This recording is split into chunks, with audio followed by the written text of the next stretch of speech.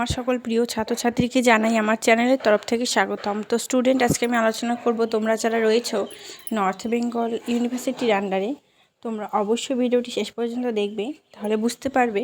আজকে আমি এইএসসি বেঙ্গলি আমন্ত্রণপত্র কীভাবে রচনা করতে হয় সেটা নিয়ে আলোচনা করব। একটি আমন্ত্রণপত্র রচনা কীভাবে করতে হয় জানলে 10টি লিখতে পারবে, ঠিক আছে? তো অবশ্যই খুব ভালো করে দেখবে। তো চলো ভিডিওটি আমরা শুরু করি।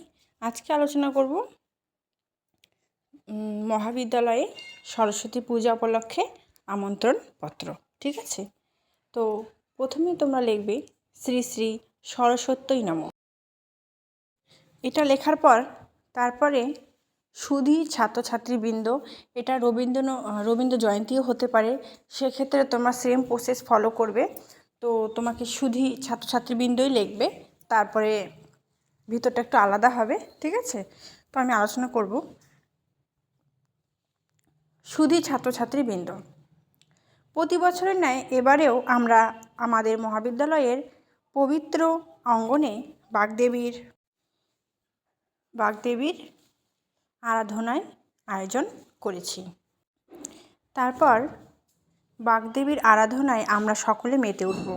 এই দিনে সকল ছাত্রছাত্রী সহ তাদের সপরিবারে আমাদের মহাবিদ্যালয় প্রাঙ্গণে উপস্থিত হয়ে আমাদের অনুষ্ঠানকে আরও আকর্ষণীয় ও সার্থক করে তুলবে।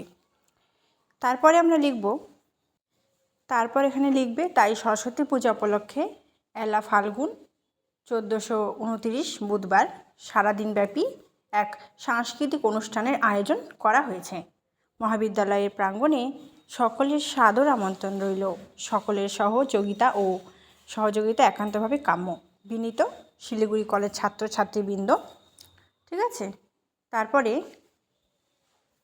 তারপরে নিচে লিখবে এখানে যে শিলিগুড়ি কলেজ, শিলিগুড়ি জলপাইগুড়ি 1 ফাল্গুন 1429।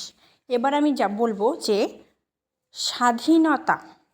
স্বাধীনতা দিবস উপলক্ষে যে তোমাদের আমন্ত্রণপত্র যে রচনা করতে বলা হবে, সেক্ষেত্রে তোমরা সেম প্রসেসটা ফলো করবে, কিন্তু ভেতরে যে মূল যে অংশটা, সেটাতে তোমরা লিখতে পারো যে স্বাধীনতা দিবস উপলক্ষে